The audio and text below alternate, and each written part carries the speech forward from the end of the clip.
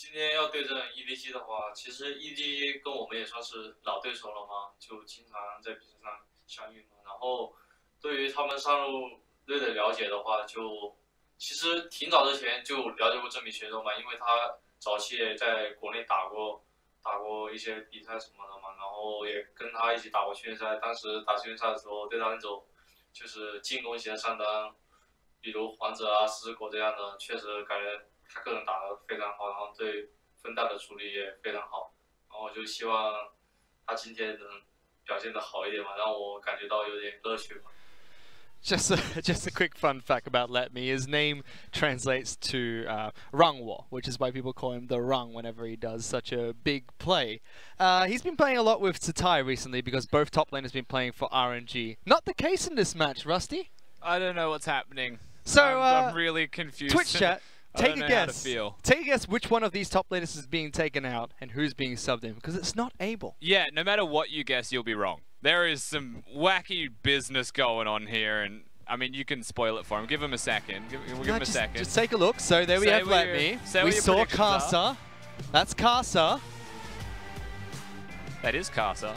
He's the jungler for RNG. Who's that? That's MLXG. That's Harry Potter. He is the jungler for RNG. Together, they are the jungler for RNG. He found access to platform 9 3/4, made his way over to the arena in Beijing, and now he's being subbed in for Tatai as the bottom lane position. Honestly, don't know. So, I had like one idea that came to mind during the break while I was sitting here like a stunned mullet, not sure how to feel. And that was that maybe there's like this weird world, right, where Caster has just pulled the most alpha move you've ever seen. And they're going to duo jungle, but like, it's a funnel composition, right? Where Caster's the carry and MLXG's the support. And it's just like the most alpha thing you've ever seen from one jungler of RNG. I reckon they paper, scissors, rock to find out who gets to be the carry. I just wish that we had another segment with Frostgren on the desk talking to Raz so I could see if she would want to flip-flop on this prediction for RNG. She's giving me some not so nice signs after saying that, so I'm going to face you, Rusty, because they're about to come kill me. But we're getting into game number 3, and your eyes are not deceiving you. The graphic is not wrong. It's Kasa as well as MLXG playing on the exact same roster. Now, we're going to get into these champions being picked and banned shortly, Rusty. But this is another iteration of the 8.x meta, where we see, you know, Fnatic put in both top laners. Seems like RNG did the same. Oh, Snake yeah, did double support. But, like, come on. This is double not even, jungle. This is not even... Step up, Fnatic. What are you even doing, mate? We've got 2 junglers coming in right now. This is the real deal. So MLX Jesus online. We're not sure what to expect. It could be an MLXG or an MLXD with this lineup for RNG. A crucial game for them in cross-conference against the number 2 seed coming out from the opposite Western Conference. Yeah, definitely possible. And when we look at the bans that have happened so far, Fish, it is important to note them as we do get through the picks. Camille and Gally are gone, so Scout does have to show us something different this time. And you'll notice that there's no Nocturne locked in here from EDG. They're not taking the bait this time around. They've just gone straight for the Sejuani. They banned out Kindred, Talia, as well as Aatrox for the start of EDG. Sejuani locked in nice and early, with a Shen being picked up. Now, all I'm saying is that I had one idea for RNG, and it was a stretch at best. Okay, what is this? If the Kaiser get... Oh, no, they're going to do Rengar. Babushka Cat? Babushka Cat. Babushka Cat. Both jungle champions, they're madmen. You won't do it, Kasa. I don't believe whatever you're going to try and do anymore, but he's gone on to Braum. He's also swapped out his Smite for an Exhaust. So they have just locked in the Graves Braum combo. Usually, you know, on Summoner's Rift, you would have your mid laner and your jungler play this duo. But right now we've got MLXG on Summoner's Rift. So I'm just saying I called it, I think, as a complete guess, but I did. Double jungle has been a thing in the past. The Vietnamese region used to use double jungle in the GPL when they were still playing in that league. It's been a long time since we've actually seen double jungle, but Azir does get locked in for EDG. That's curious. We don't often see Azir at all. I think we've seen it in the EULCS, and even then I wasn't too sure why it was picked. And from memory, the Azir backdoored and won that game, but he probably shouldn't have. So, here we are. Give me that sweet Azir Nunu combo. Let's go. Funnel to the Azir. Sejuani, so we'll see how Nunu it support. plays out. Nonetheless, It's a funnel from RNG currently, unless they continue to flex and pull out some craziness. And there's a smite for a jungler and a mid laner right now. So I'm just going to wait for RNG to show their hand after iBoy's pick. Not discrediting the possibilities of a million different things here for just RNG. But all I want now is MLXG to lock in Vayne and just play it. I'm more curious about what EDG will do, because I want to wait for RNG to finish their draft. EDG have only played AD carries, and there's an Azir locked in, so it kind of has to go into that middle lane. And it's got okay wave clear, but it's not the likes of that Smite Talon, Smite Echo, Smite Rumbles that we have seen going against it. It's just an Azir. Bans are slow from RNG as well as EDG. Rakan taken away early, Gragas being banned out. Let Me had a significantly strong performance from Gragas in the last match. iBoy's champion of Lucian being taken away. Didn't have the best of games. Mako was busy helping out Haro, and he was locked down and laying quite hard by Xiaohu. He had a very bad day, and it's not to discredit iBoy's performance on the Lucian. It was the Shen diffusing a lot of pressure, the Kindred diffusing a lot of pressure, as well as there goes a Mordekaiser. I have a feeling that iBoy can play some other champions, perhaps, with that ban. Varus makes sense if he's to lock it in. They get buffed with the hot fixed patch of 8.13, just like Aatrox got a well-deserved buff as well. Yeah, the mid-patch, of course, that was 8.13's hot fix. Small quality of life stuff for Varus, but he was seen and he was picked anyway, so... Before the patch. Yeah, so he'll be locked in again. Varus, not sure who it'll be with. You could assume, though, that it'd be the Shen. He's a very oppressive 2v2. Giving Ray the final counter pick again. Do it, MLXG. Make me proud. I reckon it'd be Xiaohu that plays it, though. There's 3 smites, Rusty. There is. Graves, Braum, Talon. That's what we want. We want a Talon mid lane. Definitely a funnel composition now, though. We see both supports being locked in for RNG. That could be Swain moving into the bottom lane position, so Xiaohu can play that champion. You've seen Thunder Cow, now the sequel, Zeus Cow. He smites down everyone. Only MLXG could pull out something as crazy as that. I mean, remember, this is his game being subbed in, so he could still just have Smite as his last used summoner spell, which makes sense, but Ornn gets locked in for RNG, so that should be Let Me's champion in the top lane. Xiaohu should be picking up the Swain in the mid lane. So we're set. That means that it should be Ornn top, Swain for Xiaohu going bottom with Mick. That'll be the duo lane down there, and it's just going to be the Braum Graves funnel through the mid-jungle position, but 2 junglers playing that one. Karsa has played the Braum as a funnel champion, but it was normally paired up with Uzi playing an AD carry like Xayah. So this time around, more of a jungle pick, very SOFM style pick, with the Graves being picked up.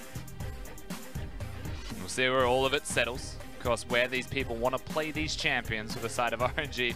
It's still a smite in the mid lane for Xiao, who may change that one over. That's it. That's what we're waiting for. That was the only thing left standing. Sticking out like a sore thumb, perhaps, but RNG have resolved it. Their composition looks good. MLXG is the alpha. That's the one thing that we can take away from this right now. He's the carry. He's putting on those big boy pants, and Karsa is going to be playing the Braum to support him. Didn't mention final pick for EDG. Saw Gangplank being thrown into the top lane for Ray, so scaling champion into the Ornn. And one of the craziest decisions that we have seen in League of Legends in this split so far. 2 junglers take to the Rift, but EDG, they've got a decently good composition. I will say they scale very hard. Their team fighting late game will be monstrous. It's not as monstrous as that. That's a beautiful portrait. Oh, Can't tell the difference. Picturesque right there, but of course back towards the EDG point. My concern with them is that they're peaking too late in this game. Their composition will come online at 30 minutes. They'll be unstoppable if they get to 30 minutes even. But how are they going to do that against RNG is just one of the biggest questions that we'll have to see answered as we get into this game. It's another adaptation to the current meta. Double supports for Snake. We saw Fnatic throw in the double top lane. RNG had their own adaptation of throwing Xiaohu into the bottom lane with Tatai in the mid lane as their double top substitutes came in. Now making an even stronger case for allowing both their top lane and jungle subs to go internationally, as they've used another example of what they can do, throwing in 2 junglers this time to funnel to MLXG. Has Science gone too far, Fish? That's always going to be the question here. Nope, it's just the LPL, Rusty. It's just the LPL. Science is only advancing further and further. Mako with a big yawn, getting ready to get onto the Rift, and frankly, looking at this, EDG have set themselves up with a very tough task against RNG, who we don't know, honestly, when we look at RNG, what they'll actually provide. Can Caster and MLXG work together? Those are the two people that will have communicated together in the same game the least, but they will have communicated together the most because they are in the same role. Do you think that for RNG, once Uzi's shoulder injury got a little bit worse, they decided, all right, we have to prepare for doomsday scenario. Let's try everything and the kitchen sink and see what sticks. Throw all the pasta at the wall. I mean, we haven't even seen Abel. We're not going to see Abel play. They substitute AD carry, who played during the Master Cup. Looked good when he played as well. He did. Not coming in. It's just going to be MLXG playing Graves in the jungle, Kasa funneling him with Braum, and Xiaohu going into the bottom lane with Ming once again. Exciting series for Match of the Week. We're going all the way to Game 3. Let's get on to the Rift for this match.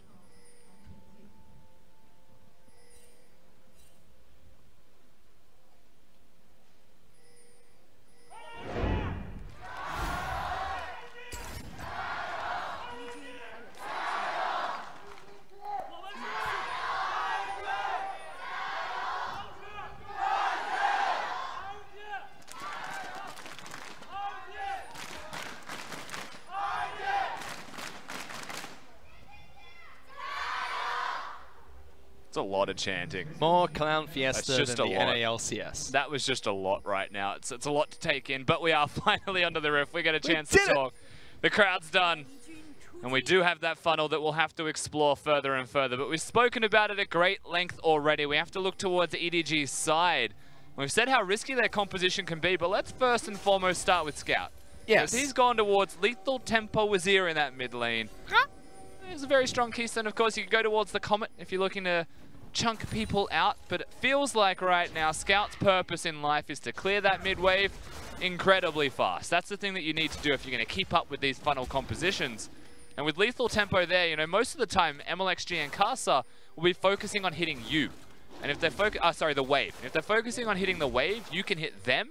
And just like that, you find yourself with an opportunity to perhaps get that Lethal Tempo procced at no cost and hard push the wave against them. I mean, one of the first things that was brought up when we saw funnel comps being introduced to professional play was what mid laners can shove effectively to deny the CS. Now, we talked about Karma, talked about Galio potentially. Azir has been brought up, I haven't seen too much.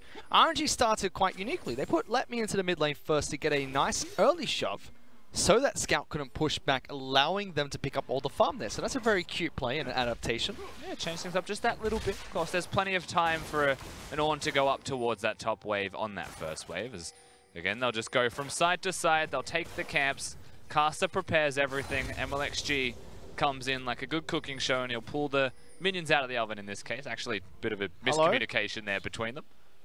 Caster wanted red. MLXG said no. So Caster's like, well, okay. Come back. And here we are. Don't leave me. He's fighting the Raptors. MLXG's taken funnel to a new level. This fight's in the bottom.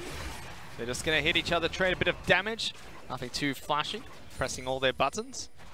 But you're right, MLXG was not happy with Haro taking Raptors. He's going to trade him for exactly that. So they'll continue to fight. They'll continue to farm in this mid lane. MLXG has decided that it's not about getting all the CS in the world. It's making sure they don't get some at the same time. And when it crashes, scuttle to scuttle, they'll go coast to coast. We get a chance again to look at Scout's runes in a bit more detail, specifically what he has got on the secondary runes, and that is just the adaptive damage, Gathering Storm as well, so scaling up.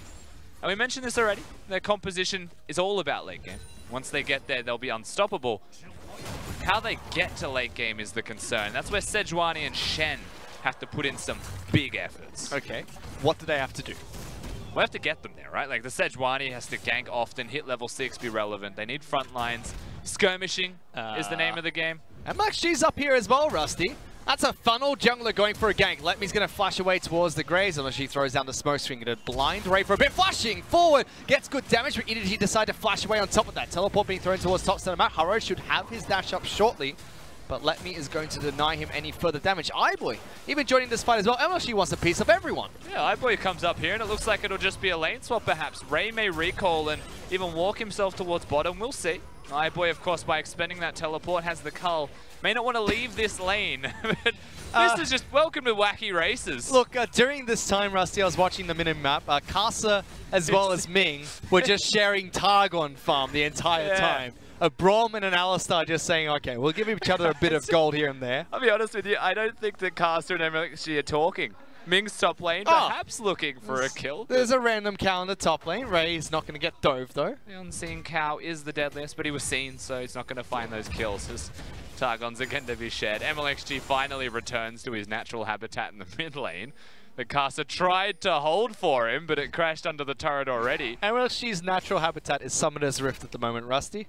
Hasn't been a spot I haven't seen him in just yet. Now moving for the pot of gold at the end of the rainbow. Now moving over towards his Raptors, going towards red buff next. Sends Kasa straight back to mid lane. Says, please grab my gold.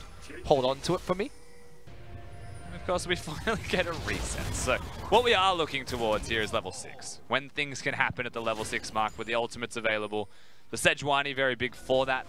Is this Mako, just for EDG or both sides? It'll be for both sides, but namely for EDG first, having the ability to engage on Haro is a big deal because there is no real engage tools besides the Varus and the Sejuani. Maybe a Flash Shen Taunt, but that's Summoner spells expended for it. So I'd actually be looking at Haro getting level 6, maybe going towards bottom lane. As you would always expect from EDG, that's the place with kill threat. But at the same time, what EDG did is they get kills bottom, they unlock their bottom lane, and then they ship it all towards mid. Well, there's also been a lot of locker room talk about these two players, Ming up against Mako.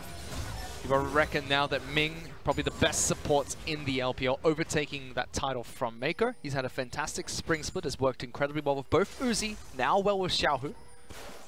I'd say one of the few teams that when you actually highlight a matchup, you could potentially say Ming versus Mako above any other role. Scout versus MLXG doesn't really stand out to me. Let Me is a great player, and so is Ray, but iBoy Uzi would be one, but Uzi not playing in this match, obviously. Whereas good taunt coming out from Mako, locks down Ming. Ultimate comes out for gameplay. iBoy picks up the snipe and first blood on top of that. Xiaohu forced to flash away nicely. He does have cleanse. That's one part of the question answered. They kill Ming in the bottom lane. A little bit of shock factor actually behind that one. Didn't expect all of that damage to come out just that quickly. EDG get themselves the assassination onto the cow from a little bit of distance there. iBoy flashes forwards, calculates the damage, and they set themselves up very nicely. Nice stacks of the W passive before using the empowered Q. Remember that a few patches ago, Varus's W got changed. Now has an active, does bonus damage when targets are low on health. So good snipe onto Ming. And we get to see it happen here in the bottom lane. Shen hits the taunt early, and the headbutt was used at the same time. So you see the assassination there. Oh, lots of damage, actually. Plenty of damage, and iBoy plays it well. Lots of Varuses have been maxing their Q, especially since the hotfix changes. And even doing Rift Rivals before that, we're doing the exact same thing. Provides plenty of damage there. Scout's about 30 CS down right now, so not having the best of times. But Haro, he sees them. He sees Hex Splash from him, though. Surprises him. Knocks back the Sejuani, forced to charge away. Even Exhaust being burnt. For those who don't play with Hex Splash, you can change the direction when it's channeling. So you can scare people off, or you could just change towards the Sejuani in this case. And Ming on the Alistar says that's the target we're after. We're not even going mid lane anymore, and they get some nice damage down onto Haro. Also burns the exhaust from Scout. He's been stuck in this mid lane the entire match. It'll stay that way. He's picked the Azir, he's done it to himself. We're going to scale up. Scout is a very good Azir, actually. You know, one of the champions we don't often get a chance to see, but when Scout's playing it, he's quite adept on the pick. Things like Twisted Fate. He's very good at the abstract here, Scout. Even Zed, when I think about it. Got a very early Berserker Greaves on his Azir, so tons of attack speed from his runes, as well as the items he's picked up so far. You get him, Let Me. That's it. You got the pirate. Now can you actually kill him? No. He's going to assert himself. Nice. Good control in the top lane. It's an important thing to have. Of course, Ray doesn't have teleport, does not have the ultimate. So there's no barrages available for even clearing this wave, and I like it from Let Me. He's going to stay. Actually, forces him to stay around. He's Ray underneath that turret. Gonna pull back Iboy, forced to use his ultimate. Mako follows up with a taunt of his own. Good damage onto this Alistar. Not level 6 yet. Xiaohu gonna throw out his own ultimate, looking to chase down Iboy. Will be able to pull him back if he hits the nether move. Looking for it. Good side step. Still tethering for the damage. Pops. Good damage there, but they follow back up with a taunt of their own. Ultimate's gonna come out of Ming. Gets sniped once again. Another arrow to the knee of the cow. They're still going. Xiaohu forced to run away, but slowed down by Mako. Tons of damage. One more would be enough. Hail of arrows not there. One more auto, but the stopwatch is there. Scout gonna Shurima shuffle into the fight. Throws out the Emperor's soldiers. And although we see Mako fall, still a big trade for EDG. Yeah, Scout shows up and Iboy ensures that the kill, or at least the assist, goes over to the Azir. And stopwatch is used everywhere, but EDG is still the ones who come out on top. Just an overreach, honestly, from the side of RNG. They saw a chance. Xiaohu, in particular, saw a chance, and it starts here. Using those chains very early was great from Iboy, and they trade Ming's health out completely. He's out of the fight. He's going to try and come in and just assist, if he can, help Xiaohu, and Xiaohu could kill Mako here. But he chooses to go for Iboy. And by choosing to go for Iboy and blowing up here with the ultimate, EDG know that they can turn around, and then the stopwatch is used, so Ming's relevance was completely removed, and he just dies trying to help Xiaohu, who was caught out of position, and just like that, stopwatch is available for Xiaohu. He'll survive here and get himself a nice little trade, I believe, yeah, on the backside there. But he's just left to die. Good rotation coming out from Scouts as well. Iboy might be able to secure that himself, but a little bit too confident. At least picks up one kill back in favor of RNG, but it's been a very similar story for this entire set. EDG setting up for the early game plays off the back of Haro. This game, is the only one where it's really been the laners that have been setting up. Yes, and what is massively different in this game to the last two is that Iboy and Mako are just hard winning lane this time around. They're getting the kills. RNG are trying to make the plays, but EDG have mapped them. They've bested them on the Rift so far in this lane, and that is something that is in the EDG playbook, is familiar for them, and can be a very accessible way for them to finish this game out. The risk is that the rest of their composition needs another 20-odd minutes, you know, to fully be there. If they can get the kills, then absolutely, you know, in Azir and a Gangplank, they come online sooner. But it's a Kleptomancy Gangplank at that, so it can scale up faster, but they need to get there, and EDG's bottom lane is meant to be the bridging point, and it is online. Yes. A good head start for EDG through their lanes alone. So we haven't had to see too much come out from Haro, so he's been sitting back trying to farm up what we can. Yes, let me. You get him. Ray's got teleport. He'll be okay this time around. He's got Cannon Barrage coming up soon. Maybe not in time for this wave, but should be able to teleport back in. For the side of RNG, though, we talked about EDG's comp and how they're meant to try and win this match. RNG have a funnel composition to get gold into MLXG. When does this funnel composition actually come online? I mean, the way funnel often works is that you want to hit completed items before the person that you're laning against. And right now it's Merc Treads working towards Black Cleaver compared to the makings of a first item here for Scout. So it is online, but it's all relative amounts. Usually 2 items, 3 items is where it starts to become, I would say, super overbearing. 3 items are a pretty good breakpoint for exactly that. So that's what you're really looking at, but when it's a Graves and a Braum, it's relevant from level 1. And that's the consideration here that EDG have to contend with. Azir does not have a cleanse, is running exhaust, and he cannot afford to make a misstep in positioning. Needs to be careful with his position, as Ray actually trying to turn this around against Let Me. Good use of the Bella's Breath, taking a little bit less damage and charging towards Ray. Yeah, but even better from Ray to run straight through it. Xiaohu. Oh, you think you're the hunted, but yeah, they're actually the hunted here, Haros. Everyone's going to collapse. Stand United trying to keep him alive. Good shield. MLXG over the wall. They turn! Graves going to be taken down. That's a lot of gold from RNG being killed at the start of this fight. Let Me even force to flash away on the back half there. EDG turn it around. Yeah, I mean, MLXG was by himself on a flank looking to get the assassination off, but the fight happened in front of him. He couldn't get to the flank. Misses the ult, misses the Q, and suddenly the kills are gone. And EDG get exactly what they're after, which is the counterplay. And they were there. They weren't just rotating with a Shen ult, they're already walking to that position. EDG putting in work. Scout picks up the kill as well, so now a double buff over to the Emperor of Shurima. 2-0-0. Stinger complete. Just trying to clear out that wave is Let Me save his tower for as long as he can. He'll do exactly that. Iboy doesn't have ult. Yeah, he doesn't have the chance to lock him down. There's no flash taunt available for Mako. Flash will come back up shortly, and Xiaohu's trying to trade a turret for the team. Good damage on this side, but Ray's going to be able to rotate there. Will it be in time? Gangplank sets up his barrel. Is going to be okay. Saves the turret, but it will fall. Eventually, this turret's going to be gone. It is a 13-minute Trinity Force completed, though, for Ray. So he can instantly clear the waves with the kegs once that Trinity Force is completed. That's the difficulty that they'll be facing now. RNG, there's a chance that the stall, or even an acceleration of the game state, can actually commence now. Xiao's going to keep trying to push down this turret, has the assistance of Caster as well as LPL. So first turret goes to RNG. They will sacrifice their top lane turret to iBoy and Mako. And when you look at the difference between the funnel of the Graves against the Azir in mid lane, the 2 kills actually mean a significant amount. It's 175 to 140, so 35 is the difference.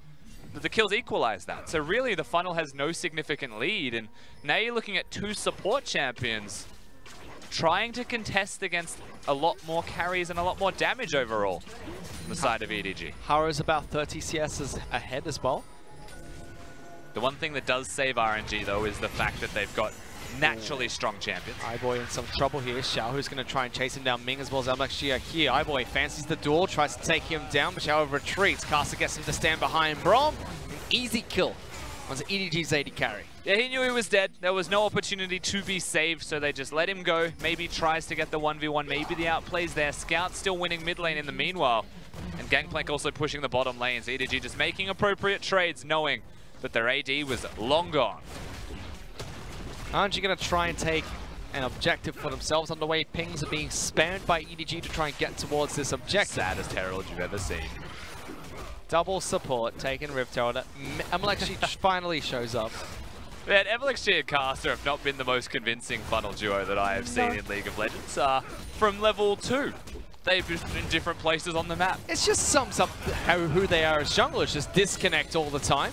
Well, that's 2 styles colliding, and here we are. Ray actually controlling this 1v1, and Haro here. He's got the Poro trying to chase down. Let me throws out the ultimate, trying to stay alive underneath his turret. Won't get the knock back, and stopwatch used by Ray. Keeps himself alive, gets the kill in the bottom lane.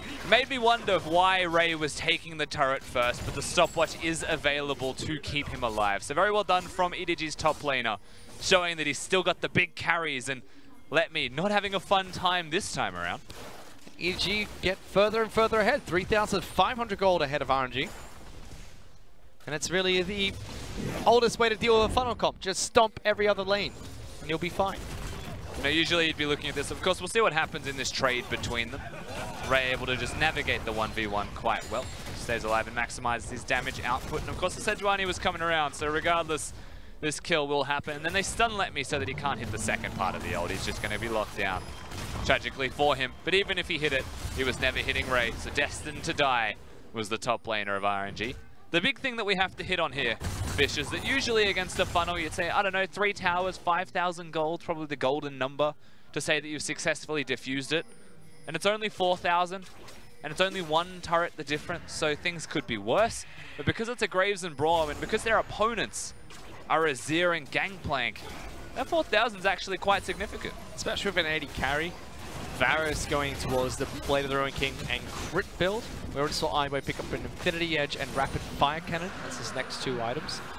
So the scaling from EDG is great. They're already ahead of RNG this early into the match.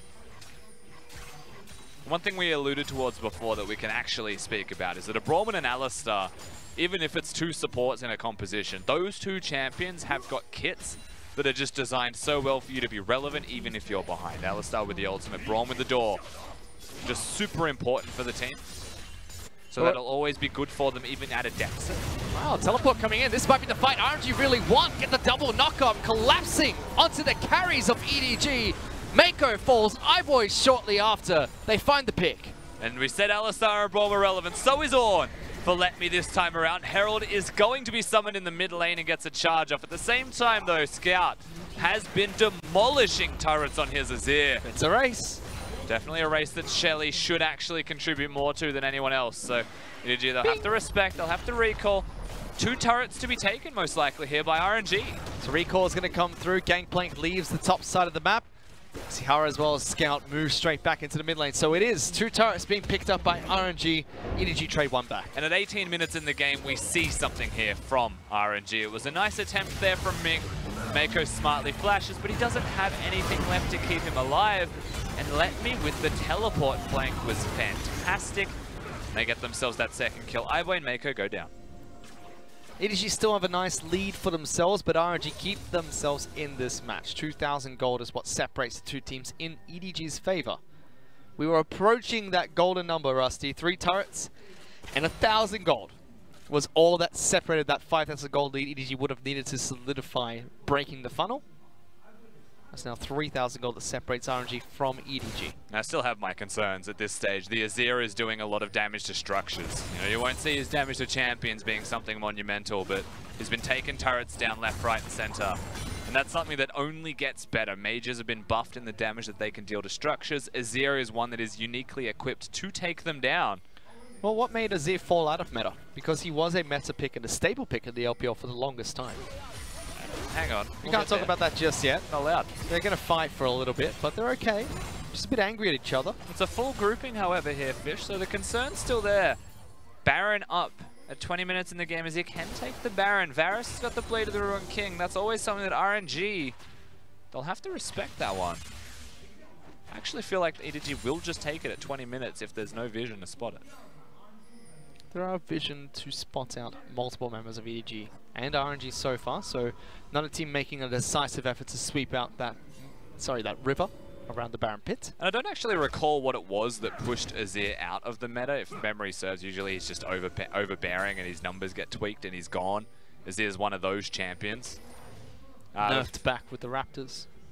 Usually, yeah. But for the most part, Azir is one of those champions that can be picked if you get late game style games. And right now the meta doesn't usually fit Azir at all, honestly, just because the game ends so quickly and there's bruisers running around to kill him. But he's long range, so he usually does well in lane, has high poke, and can be quite oppressive. And if it scales up, unstoppable. What makes him unstoppable in that late game? Does he just have an abundance of damage? Is he a hyper carry that late?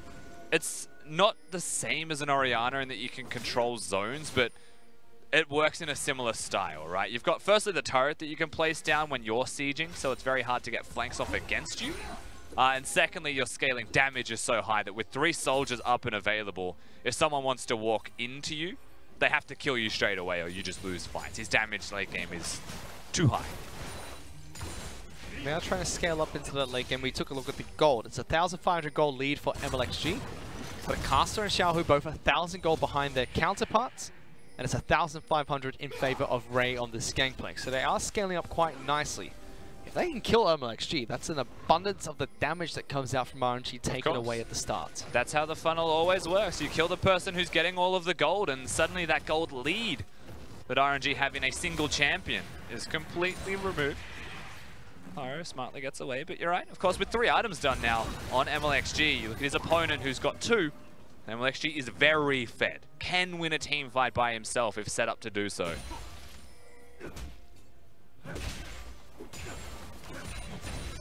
Bit of a quiet phase in this match, however. No real objectives for them to take this side. Despite Baron is the big Baron objective. Exactly what they're after, though, Fish. Difficult one to set up for. You can't just sneak away a Baron that easily. I'm going to try and set up for it. EDG do have the right wards so far. RNG reacting as aggressively. Hex flash. Get over that wall, Ming. Nice. Just giving him the how's it going. Scout says good, thanks. Takes half his health and damage for it.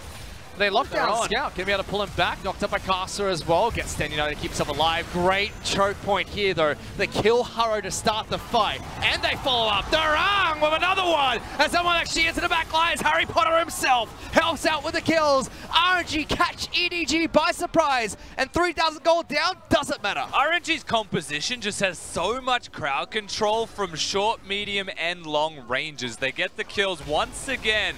Ornn's able to come in and round the team fight out with an outstanding flank, and RNG, they start it with Alistar. It's followed by the mid-range of Xiaohu and hit home well by Let Me. EDG trying to trade constantly on the opposite sides of the map, but because RNG got those kills, Baron's theirs. And man, it looked good. EDG had that choke point. Scout was able to get away with a stand united, but Iboy dies with flash. Haro dies with flash up and available. Baron taken by RNG. They were 4,000 to 5,000 gold behind. They show that it doesn't matter. Game is dead even once again. And we'll see how this all happens. Of course, Scout gets hit by the Braum Q, which means the Xiaohu guarantees that he will hit that claw. And Scout could have flashed, but perhaps just expected that he would stay alive. And what he didn't expect is that the rest of the team would die in an attempt to protect him. So Xiaohu comes in, they lock it down. iBoy also gets locked down, even though the Sun turret is there. Let me with the big flank, throwing out the ultimate to stop both iBoy and Scout from retreating back to safety. Haro was stuck between a rock and a hard place, fell in that fight. Look at the zeros. Out damaging everyone on his team. What a beast! We out damaged the entire opposition side as well. Some big goose eggs to be seen from EDG. It's a bunch of zeros. Chicken eggs in this case. Azir not doing any either. Yeah, having a bad day, trying to run away. And the thing is, you know, we look at Scout as a mid laner, and this is one of those moments, Fish. Is he the best player in the world? Sometimes. Statistically, he is. It all could have been avoided by a single summoner spell, though. What if is he that? just used the flash earlier, just respected his opponents, then maybe that collapse wouldn't have happened. Maybe the kills wouldn't have happened. But you know what? That's just Scout things, isn't it? We've accepted it. We've moved on here at the LPL. We just know. From amazing Galio taunts in Game 1 to falling in Game 3, picking up Azir. Now RNG going to try and use this Baron buff to pick up the first lead for themselves in this match. It's just a 500 gold lead, but still 2 minutes of Baron buff to work with. Only one inner turret left, which is in the bottom lane. The rest is just inhibitors to be defended by EDG. And they should actually be quite adept at holding the base. At 25 minutes in, Gangplank has got a lot of items.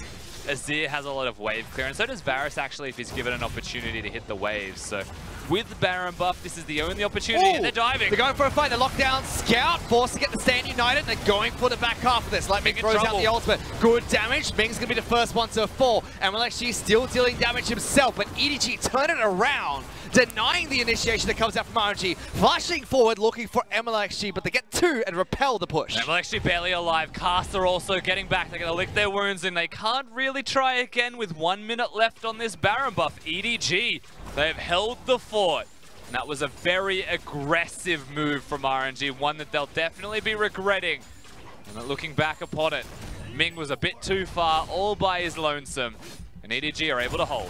Nothing really to follow up on top of that.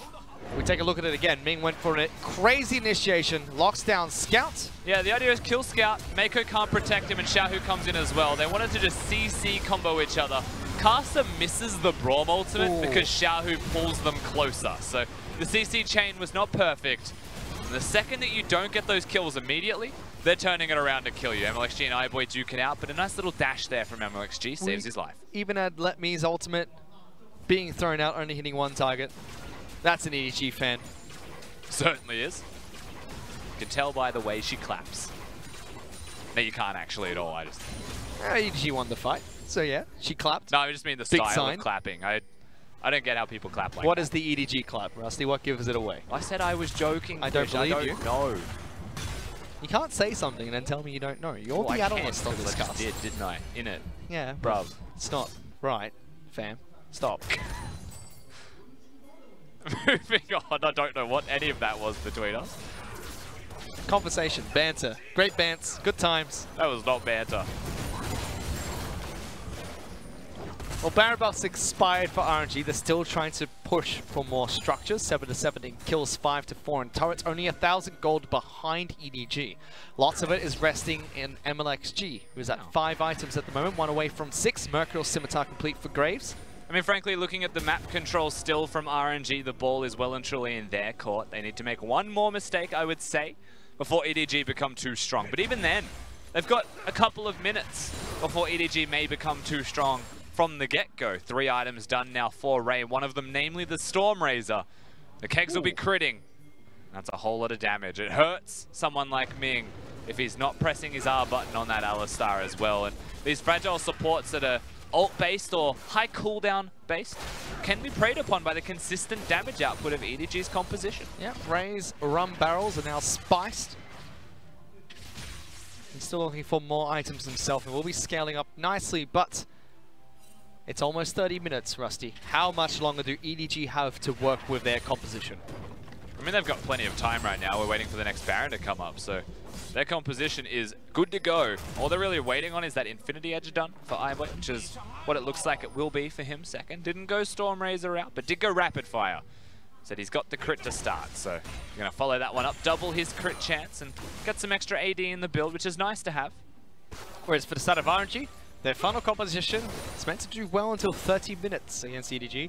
Where's their last chance to try and break this game? I mean, they'll always be strong. So okay. not that they won't do well against EDG post 30 minutes, it's that EDG's composition is truly online from 30 minutes onwards. It's more that, like, when you look at RNG's composition, that's 4 items done for a Graves, always going to be a Graves. It's not an SMLZ, SOFM Graves. There's a lot it's of an MLXG, SMLZ, SOFM. That's the one. It's not a 100% crit chance Infinity Edge Graves like we've seen from certain junglers of Snake. It's going to be more stock standard, so not the full hyper hard carry build. There's a bit more reliance on Xiaohu to put in a bulk of the damage, but even then he's 4-2. He's got a lot of farm, and I mean, for RNG, they just need to hit their CC combos, and they'll still be able to win the fights. They're keeping EDG inside their own base at the moment. The gold is dead even. A few hundred here and there separating them. Yeah, you look at the next fight really being the winner. For EDG, engaging fights is no simple task, though. For RNG, they have engaged in abundance. They've got the Alistar, the Ornn, and the Braum available for them, so they've got all of the tools in the shed to engage, and that means that with Baron coming up, if RNG have got control of the Rift, and the ball is in their court to actually make the plays, they can do whatever they want. Which and they do. EDG have a hard time face check. But for EDG, they've got Infinity Edge on Varus with a Knight's Vow and Haro to protect him. RNG are going to look for another fight. Hex Flash is available for Ming. Crucially for RNG, there's lots of stopwatches. Xiaohu actually being picked on here. Let Me throws out the ultimate to start a fight himself. Gets the knock up only onto Scout. Pulled back, immediately using his own stopwatch to stay alive. Teleports into this fight, but lots of ultimates being burned. MLXG jumping into the back lines. Good dodge. Field denies a lot of the damage, and Ming's taking a lot himself. They pull back Haro on the right side of the fight. Scout forced to back away. The tank for EDG is going to fall, and Mako delivered to the front line of RNG. Good lockdown. Still going. Pulls the support back. Scout is forced to streamer shuffle into the wolf camp. Mako in trouble. iBoy is dead. They might have just done it, Rusty. Mako's going to fall to the bellowing crab. Caster's dead to the parlay as well. And the poor golden chicken. You're just stuck, buddy. You can kill MLXG, but you're going down with him. This is just a chaotic fight. Ray still winning on the other side for EDG. There's 1 member alive for them against 3, but there's no health bars available for RNG. So it looks like we'll just have a complete disengage. That was a fight on multiple fronts, and there's no raw winner. Ray wants some more though. Takes a bit of damage, tries to trade back against Let Me, but crucially, Scout falls, iBoy falls, and with MLXG dead, Baron cannot be contested by the 3 members remaining on RNG. And that's the thing, in a 1v3, Scout's still able to get that kill. Haro starts it. He wants to find Xiaohu, but then Let Me, with the engage range, just stops Scout. iBoy can't get involved. Braum continues, and Scout and iBoy just not dealing damage. Completely zoned away for a while, and that's enough time. That's all the time in the world for Xiaohu to get in, for MLXG to start to apply that damage. So through all of this, EDG, they've separated, they've split up, and they're trying to disengage. Mako taunting forwards, perhaps in an attempt to save his jungler, should not have at all. And iBoy, he's just stuck. So this team composition, this team fight rather, becomes very difficult for EDG to do because they're not a cohesive team. And you saw the damage MLXG did. He might have wanted that flash for this dive, however. Scout comes in, has the exhaust, and locks him down with the ult. Bit of an MLXD there. Could have waited for Let Me to tank it. Put your hands back on the keyboard. You have some legal agents to play, MLXG. Stop it. I'd love to know exactly what he said in that instance, but probably along the lines of, why does he still have exhaust? Oh, God. Got him. Nice. All right, we're set up a Baron. So after that team fight victory for RNG, it didn't give them the base, but it gave them control of the Baron buff still. And EDG have to try and get in against all of this engage that's available for RNG. For context, in the last team fight before MLXG jumped onto iBoy, he got 5 auto attacks off, 4 of which were onto Ming with ultimate available. He needs to find a better position in this fight. Scout gets locked down again. Trouble. Ming with another combo, throws out the ultimate to divide the team. MLXG with good damage, forces Ray to get out of this fight. Even Steady United being used as the scouts to try and disengage. iBoy pulled back. The little tiger is massive and jumps into the back lines again, forcing the streamer shuffle over the wall, forcing the ball to charge away. Pulls back Mako. Everybody, trickle in. Come to me. You are my minions right now. MLXG gets another one. And EDG, the losing member after member. Just disarray in the ranks of EDG. They cannot find a cohesive fight. They cannot 5v5 RNG's composition. And every single time it happens, they end up losing the trades. Now RNG, they've got the minion wave. They've got the chance to press forwards. You better believe that they are. Scouts, Ray and Haro have to stand up to the push coming out from RNG. If they don't stop them here, 2 inhibitors are going to be taken down, and Baron is a definite possibility. I don't think the game will end here, but the 2 inhibs have to be let go by EDG. And so there's a little bit of time here. The super minions are going to take a couple of waves before they crash. RNG may not go straight to the Baron. They may actually recall and set themselves up for that one. And once again, you watch the bounce house here. MLXG comes in, finds Ray, just crits his face off and does a lot of burst. And that's really all she wrote for EDG in that team fight. They have no chance to turn around, and Ray can't even set up the barrels and kite with his team. iBoy's caught, that's one. The next one's sure to follow, and that was Mako with another nice claw from Xiaohu. And that's it. It's the exact same story, Rusty. They Lord. couldn't get into the fight, but there's a big Baron fight taking place. Who gets the smite off? It's MLXG! Jesus himself has got it! And it's going to start a fight for RNG. Picking up one. Gateway's going to fall. Xiaohu turns into this massive demon crow person with a triple going to the man without his cigar. RNG are pushing for the win. iBoy and Scout is all that's left, and Caster and Let Me can just stop the recalls, and if they can, this game is over. iBoy's going to try his hardest, but Caster puts up the shield. Stand behind Brom. You are not going back to base. Baron buffed minions, and MLXG with massive amounts of farm. On the back of the double jungle shoulders, on the back of the little tiger, they show EDG what happened at the spring finals. Once again, a cross conference. 35 minutes into the game, 430 farm for MLXG. You can see the excitement coming from Caster. The double junglers works. May not have been a cohesive communication coming out of them, but what matters is they get those team fight victories. And RNG do what it takes. They give a game over to EDG, which was hard fought. They show that no matter what, they can still take the series, bringing in both their junglers, starting with both their top laners. EDG tried something interesting. Their composition was meant to work late game, but how the hell do Scout and iBoy do damage when they can't right-click anybody? There's just so much crowd control in the ways of things that you can't really QSS. Very difficult composition to play against for an Azir, and for a Varus, that much is for certain. End of the day, RNG's composition came up trumps, and when you look at EDG, you'd say maybe one thing too many in the scaling department in this last game. They started rolling early, absolutely, but that early rolling I would rather was another champion, perhaps not the Azir, in that middle lane. Cute pick coming out from them. And they did get a nice early lead for themselves, which was EDG's story. Game 1 to I know game what 3. these people are talking about right now. The coaching staff RNG come up to Caster. I went to red buff, MLXG went to mid lane. I don't know what was happening. I thought we were doing red buff. Not the case. MLXG saw an enemy champion and his eyes lit up. He's like, we're not doing red when I can attack them. I can hit somebody else. Why? He's taken his raptors, Caster. We need to stop him from taking his raptors. It's just funny that these two junglers play together. One's a Braum and one's a Grave. And you're asking two people with very polarizing styles to funnel together? Yeah. I'm not surprised they did the opposite things. It makes sense that MLXG's the one on Graves, Caster the more controlled player, being on the Braum. Being that protective man trying to keep MLXD alive, and he did so successfully. Look at the big drop, and ZDG picked up a nice 4,000 gold lead halfway through the match. RNG fight back, bring it to even, back and forth for a bit, and then they finish the game after that last few fights. The scary thing here for EDG is they did have a gold lead for a significant portion of the game. You can see even the damage that they dealt was very high, but when it comes to it, in the 5v5 team fight, they couldn't match RNG's crowd control. Let Me with amazing flanks was my MVP personally. But MLXG's team fighting, he was hitting the right targets. He was, and with that, RNG were able to pick up the Game 3 victory, taking it 2-1 against EDG to break down that entire series. So let's send it back to the analyst.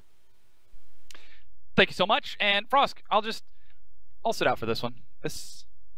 She's got it. Okay. Raz, let me tell you how Edward Gaming work. Edward Gaming do one thing really well. Yeah. Semi-global, mid-game team fighting. Yep. If they get that, gods. RNG do everything well. Okay, calm yourself Everything now. well. Relax. Get out of here. I'm throwing you off the fucking... You're out of here.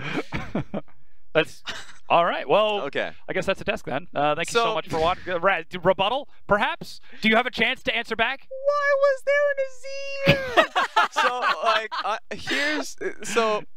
I thought EDG handled the early game well.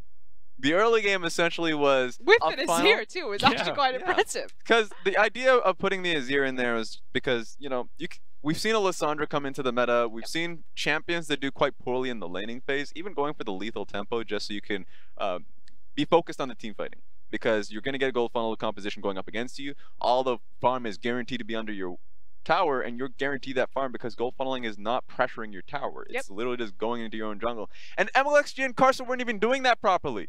MLXG was ganking when that was happening. It was Karsa just sitting in the mid lane with an entire wave at his tower because MLXG was off in his own world helping the top side of the map. Everything well. Holding hands. They were able to farm the lane and hard gank on a gold funnel composition. What other team does that in the world? Azir was like keeping up in farm with the Graves. Yeah. He was actually the least gold funnel Graves I've ever seen. But it didn't matter because the top side skirmishes were coming through, and even though EDG had that early lead, it was actually pretty mad that I turned to Frost and I was like, look, it's great that Scout got the early mid lane tower, and then every single time he roams to a side lane, he's either getting the gold for the experience or the kills. But I was just like, but he could do that with any champion. I said that he could do that with Teemo. I wanted him to essentially find growth in these team fights because this is such a late game scaling composition.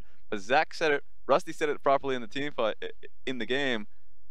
How do you auto attack? How do you ever have a team fight for 5 seconds where you actually just outputting damage as Varus and Azir when you're just getting completely run down? I mean, you saw the draft. That was Azir 3rd, not 5th.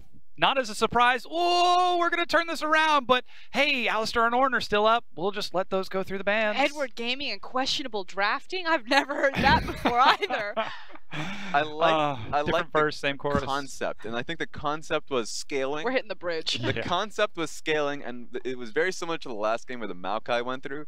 And I think that it's good in the sense that you know where you're aiming for. It's just up against the multiple CC points in the team fights. You're not team fighting, and that's what it looks like. I just want to be clear. So EDG are shooting for 2016. We've got Azir, we've got Maokai. We're just going back in time. That's what I said. You literally looked at Edward Gaming's composition. I feel like no fake because he picks up the same notebook. He just grabbed the one from like last year. He's like, oh, where did I put my draft notebook?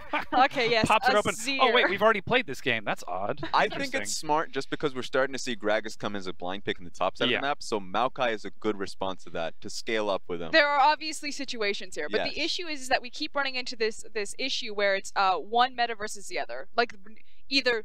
What did Vedia say? Either do the meta or die? Or die. Yes. Dude, that was a splice criticism. You calm down. It was H2K, actually.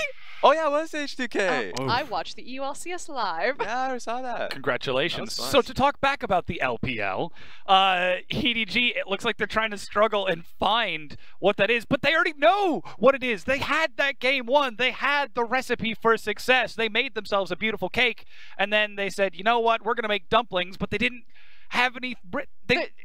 There's too much in cage. I don't know what you want, especially in that very last team fight when they go for the contested Baron, because that's a level 18 Graves against a level 14 Sejuani. So, and again, it was that Graves that actually takes our MVP, MLXG, on that gold funnel. He gets the gold, he gets the experience, he gets the kills, and he gets the swag at the end. And the reality is that Edward Gaming should have seen this coming from a mile away. And so I do agree with Raz, this assessment that maybe that's EDG's counter, if you will, or answer to the gold funnel composition, because at Royal Never Give Up, they prioritize the blue side, they bring in Karsa and MLXG. You can see this coming from a mile away. It is going to be a gold funnel composition, but usually the way that you counter that is you move two people yourself into the mid lane, or you do what Team WE do, and you grab the Rumble with the Smite. Edward Gaming gambled on the Azir, they didn't have the front line for it, and in this team fight, you can see exactly what happened. Scout just spends the entire time running away. 2 team fights in a row, by the way, where Scout realizes he can't do anything in any of these skirmishes. He tries to take one step to walk forward, and then Azir, or at least the Swain, walks up victoriously. Let's see it. This music. We're not even gonna see it. The music is so great. So thanks for cutting back. And so these are two games in a row. 2 games in a row where RNG just went out through proper team fighting. I'll say one thing that EDG is gonna take away from this is that Letme's a god. Multiple times flanking them. Yep. This game he flanked out the bottom lane actually when they were pushing up mid lane. So Varus and Shen, boom, completely pushed out of the game. And so these are the ways that they find themselves back in, being creative about where their ward placements come through. TP from Letme, so he actually just gets the complete flank on him. So unfortunate that EDG get caught by that 2 games in a row. Yeah, bit of a tragedy for EDG. I'll let you guys get final thoughts on this matchup before we start wrapping up the show and looking towards tomorrow. RNG, can they do everything, Raz? We dodged all the questions a little bit earlier. Yes, they can do everything. It doesn't matter if they have Uzi in their roster, if they don't. They have a competitive 7-man roster, which no other team in the world can talk about, and they have multiple strategies and multiple drafting strategies on top of it. Right now, RNG are uncontested, the most versatile, most talented team in the world. Agreed with that. I think that if we're talking about through cross-conference, we might see a situation once again where RNG cleans out cross-conference going up against the West. It might happen. Especially when they go back to their own conference, and that's looking way ahead, but they kind of have to just because Invictus Gaming is the new opponent they want to be able to face. Yeah. RNG You're just going to glaze over Rogue Warriors there? Yeah. I'm saying that RNG as a team is incredibly strong right now, with or without Uzi, and they've showed that today. I thought this was going to be the first real experiment to whether or not this roster was going to work, and they've already passed that test with flying colors. Well, there we go. Now we've got the answer here. Let's take a look at the standings and see where RNG are going to sit after that win at 7-1. The first team to reach 7, and EDG with that loss now fall behind Rogue Warriors at 5-2. A reminder, the only team that have taken down RNG is little JD Gaming, but of course it was the curse of moving into their home arena. Every team who has moved into their arena has lost their very first series. Yeah, remember the games that we're playing today? So JD did win their set going up against WE, so that was congratulations for them. Still remaining at the top of the Eastern Conference. And on the other side, OMG, the series that we did not get to cover on our broadcast, tragically, they went 3-5, finally taking a win against Vici and looking to climb just a little bit higher up in the stand. Which means that that 4th place spot is still incredibly competitive in the Western Conference. You see TOP holds the spot right now, but OMG right on their heels, and that's really the conference that's broken wide open. We expect in the Eastern Conference it's going to be RNG, Invictus Gaming, JD, and Suning. But in the West, that can be Team WE trying to make a rise. That could be OMG finally slipping into playoffs. And that could be TOP from way downtown making the sprint. A long shot. All we're talking is about the 3-pointer to get into that playoffs. And then it's just a couple of best-of-5s to Worlds. Easy. And it's pretty insane. It's pretty insane to see that because we almost guaranteed, like coming into that, there was going to be FPX. But of course, TOP, that 4th place contender, going up against LGD tomorrow, starting off that day. And again, the importance here is that TOP actually have a real shot at playoffs for the first time ever. So picking up any of these quote-unquote easy cross-conference wins, because LGD, they're one of the last-place teams in the league. It doesn't get freer than that.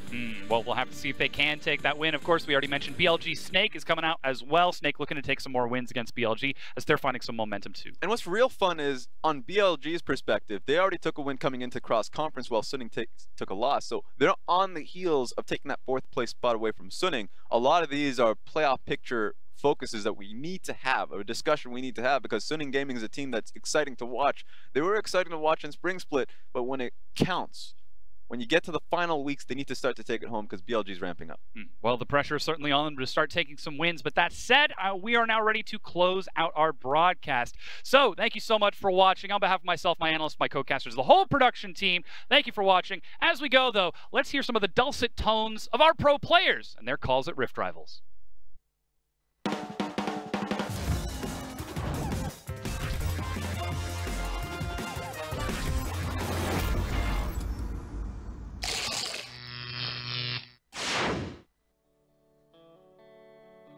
我们今天算不算献祭？我们下等马对上等马，赢了血钻，输了不亏。中路，看一下，再靠，有点慢。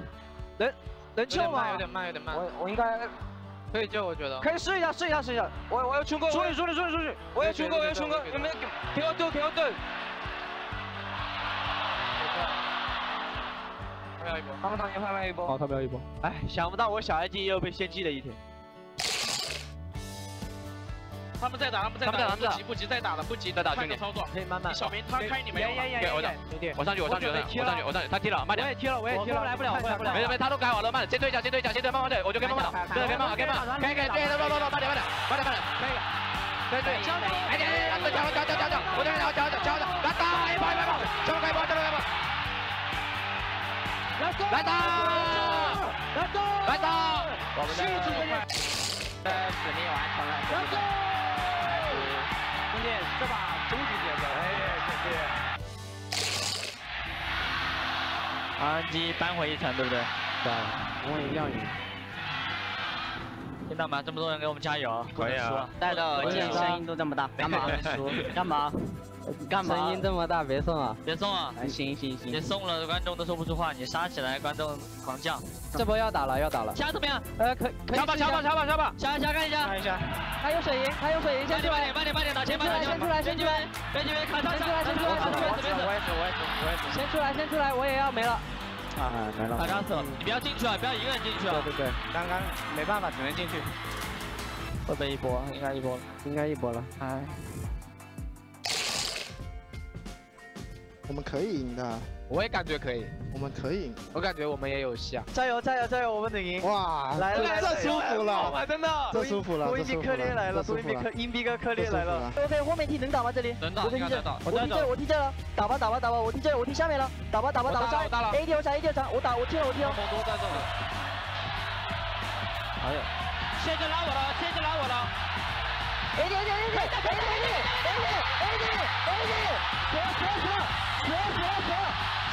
死了，可以打。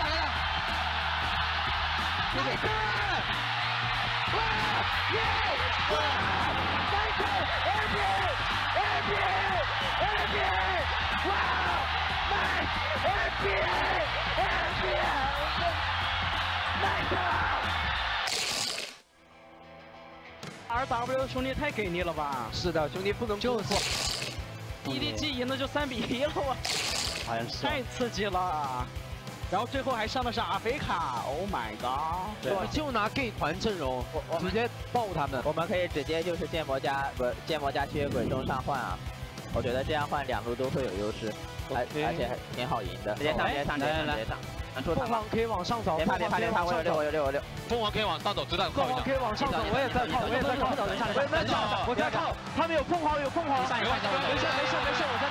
在靠。集中，听我说，等我带节奏是吧？我回了。你介意我位置 ？OK。我跟小虎跑也没问题。我们上中也是无限赢，真的。真的无限赢，不可能输的。他中路只能被我爆干。他们以为我们会 rush 直播。靠位置。慢点。到。没下。都能杀。吸血鬼还有技能。王者，没事，可以打。撤一下，他们都没技能，我就4秒给我再围下。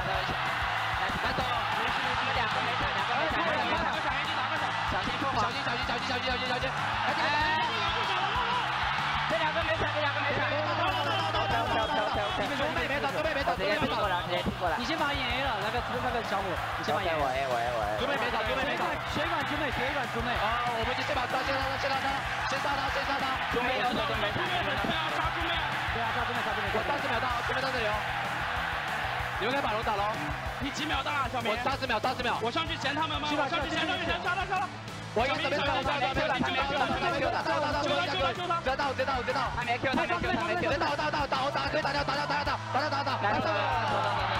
我这波双春哥，你们别管我，你们把后排打好就赢了。他这个 AD 打团有问题的，对，还有点慌，兄弟，可以一波了，别急，慢，真的直接看，我有打，看，来不及了，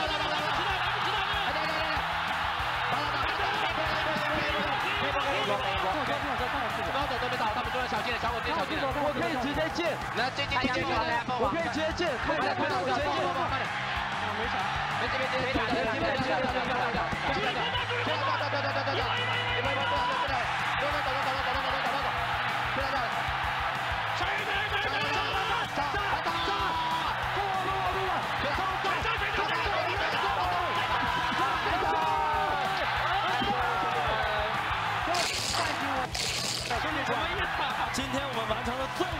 剧本，我们又是最强的，再一次恭喜 LPL 亚洲之巅，唯我称王。